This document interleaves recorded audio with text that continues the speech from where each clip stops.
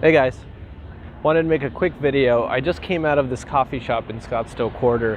Had to shoot out a couple of emails. I just stopped by here to charge my car and then get back on the road and finish up a couple of things for the day. But I was sitting in that coffee shop, sending out a couple of messages, and I could have sworn at least two other people in there were also real estate agents or brokers, doing the same thing I was doing. And it got me thinking a little bit, and it made me want to make this video. Just walking back to my car right now. And basically I just wanted to make this video, and if you're seeing this video, then what I'd like to say is give the real estate agents in your friends list, in your feed, a break, because man, it is an interesting time to be in the real estate industry. If you're a buyer or a seller, I've been a real estate broker for 15 years now and an investment advisor too here in Scottsdale. So, I've been through the '08 crash and whatnot, and now we're in this new environment with very, very low inventory in general in the Phoenix market and very, very, very low interest rates. I think at this point I'm reading that these are the lowest rates we've ever had, period, which is pretty crazy. And I have a couple of clients. I'm the founding member of Key Seekers International Group, which is a real estate team brokered by Homesmart, and many of my agents have clients that are looking in specifically the 350,000 or under range that is really seeing the pressure when it comes to inventory squeeze, and it's crazy out here. So the reason I wanted to make this video was to say, give the real estate agents in your circle, in your feed, a break, because they're dealing with a lot of different things right now. One of them is, and I kind of wanted to describe it to you so you have an idea of what they're dealing with. Sorry, I'm just putting away my laptop and getting in my car. But one of the things that all real estate agents are dealing with all the time is finding business. That's always been the case. Where do I get my next client? Who do I talk to? What do I have to do? So, that's always been a struggle in the real estate industry. So if you're lucky enough to have a client right now, then the environment that they're in is very, very competitive. And because of that, you're having to negotiate and get very refined in the skills of negotiating, because you're not winning the deals if you're just offering the most money, period. That's not the only factor that goes into a real estate deal. And sometimes just because you paid the most, I've actually gotten a client a deal and we weren't the top bid, and there's ways to do that. And just because people are willing to pay more money, or at least a couple of people are, doesn't mean it's going to appraise, right? And there's a lot of pressures when it comes to working with the lending side of things and whatnot. So you have to understand how to navigate that. And having said all that, it is a crazy market because there's a lot of buyers versus not so much inventory right now, and that'll change. And there's reasons why that the dynamics are this way, and I could make another video about that. However, that is the crazy dynamic real estate agents in your Facebook feed, in your Instagram feed, where you're seeing this video. That's what they're dealing with right now, every freaking day, right? Now, the other aspect of real estate that is up for grabs right now, which is a little different than before, is the actual branding of every real estate agent. Now, real estate agents, if they're paying attention, they're kind of in an identity crisis, because the real estate industry has always been kind of a top-down type model. Pick whatever broker you want. I'm not going to name any, but pick any big name you want. They had the leverage. They've always had the leverage in terms of their branding, their presence, right? They would generate their brand and presence in their market, and that would generate leads for them. And then they would distribute those leads to agents and brokers underneath. And that's kind of the traditional approach. What's happening now with the Internet of Things, with social media, with everything else, is that for the very first time, the individual, the small business owner, the real estate agent, the small business, the entrepreneur, not just in real estate, but in anything that's a small business, they now have more leverage when it comes to their own presence and their own branding than they ever have. And that has never been the case before. So this is changing things and dynamics in the real estate market. Now, real estate agents are running around, and the struggle that they're facing on the other side of the coin, not the business side, not the client side, which is already chaotic. The other side is this identity crisis, and they're like, holy shit, what am I supposed to do?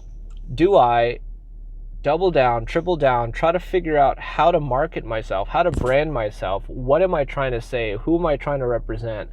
How do I establish authority in my sphere of influence? How do I establish credibility in my sphere of influence? Where should I be? What platform? Should it be Facebook? Should it be Instagram? Should it be TikTok? Where should I go?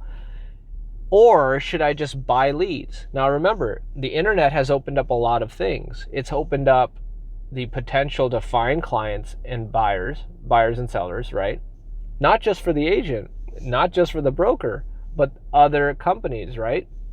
So now, while your Facebook feed is probably bombarded by the real estate agents in your network telling you about their deals, telling you about how they're closing deals, telling you about how they're helping their clients and how they're looking for more, the real estate broker feeds, like my feed, is bombarded by companies that are trying their best to sell me leads, sell me zip codes in my area that have buyers and sellers that are looking to buy and sell right now. Pay us thousands of dollars a month, thousands of dollars a week, and we will get you X amount of leads. And then we got to convert those leads. We got to call those leads. We got to make them feel like we're not weirdos, and try to somehow convey in that 30-second period or 10-second period that, hey, I'm a trustworthy person. I have a good reputation. Please give me a shot. Let me earn your business, right? So what is a real estate agent and broker supposed to do? Do they pay the premium for those leads, thousands and thousands of dollars, and close enough deals to make that ROI worth it? Or do they double down, put money into their own brand, to their own SOI, as I call it, sphere of influence? That's what we kind of call in our group our most important asset, our sphere of influence. And do I double down, triple down on that? Do I put money behind my own brand? Do I try to figure out what my personality should look like? What do I want to express in my work, right? Now, this is a very, very difficult struggle, because while we're trying to figure out where to put our limited resources to get the next deal to grow our own business, standing still also costs money, because no one's paying us until we close a deal, right? So that is the pressure they're feeling when they don't have a client in front of them, right? When the real estate agent doesn't have, they're not lucky enough to have a client in front of them to work with. That's the battle that they're facing. What do I do? Where do I put my money? Where should I be? How much money should I spend on X versus Y versus Z? So all in all of this is to say that if you see a real estate agent in your feed, like this video, like this is a sponsored video on Facebook and Instagram, you're seeing it right now because of the things we have to do to get in front of potential buyers and sellers, give them a break. Engage with them just a little bit, even if you're not looking to buy or sell. Just encouraging words, whatever you want to do, or maybe share that video or information with someone that might be looking to buy or sell. You never know, right? One thing we do know in the real estate industry is that if you're not looking to buy or sell, you probably know someone that is.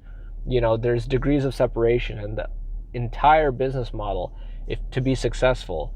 And this is a shout out and a just some advice for other real estate agents that aren't on my team. Invest in your own brand, invest in your own reputation, invest in your own SOI, your own sphere of influence, because trust me, if you don't, you're going to burn out, you're going to want to quit, you're not going to find this pleasurable all the time. But the reward that comes with building your own practice, building your own portfolio of work, your own clients that call you, they know you, not the company that you work for. There's a value in that. that makes it all worthwhile. And if I could give you any type of advice, even if you're not on my team, even if you're not in Key Seekers International Group, that's fine. The advice I would give you is always choose yourself. Choose your own brand over anything else, and trust me, you'll do much better in the long run. And it is much more worth it, especially when things are moving fast. There's a fast way to get leads. There's always going to be a quick, easy way to pay a little extra to do it, but just have the emotional strength, have the mental capacity and strength to be resilient in doubling down in your own brand. And if you do that, trust me, you're going to come out ahead. So that's my little, not a rant, but like a little, little advice to the real estate agent that's seeing this video. Now, if you're a buyer or seller looking to buy or sell real estate, if you're not calling me, please, someone in your network that you're trusting, that you're seeing their feed, that is a real estate agent, and you've been seeing the work they do, and you're proud of it, and you're interested in it, reach out to them, talk to them, engage with them, give them just any encouraging words, even if you're not in the market, because that goes a long way, especially in this crazy time that we're in, where the industry is changing and real estate agents are trying to figure out what they mean in the market, what value they can bring to their sphere of influence, their community, their friends and family. It'll go a long way. So all in all, the moral of this entire video is give your real estate agent in your Facebook feed, in your Instagram feed, a break, because they're trying their best. They're trying really hard, and we all are. And if there's anything you can do to help them spread their own word of what they're up to, what their work is, what their portfolio of clients looks like, what they're looking for, and there's some way you can do that to help them, like sharing this video, sharing their posts, I encourage you to try to do that for them, because they'll really, really appreciate it. I know I would. All right, guys, have a good week.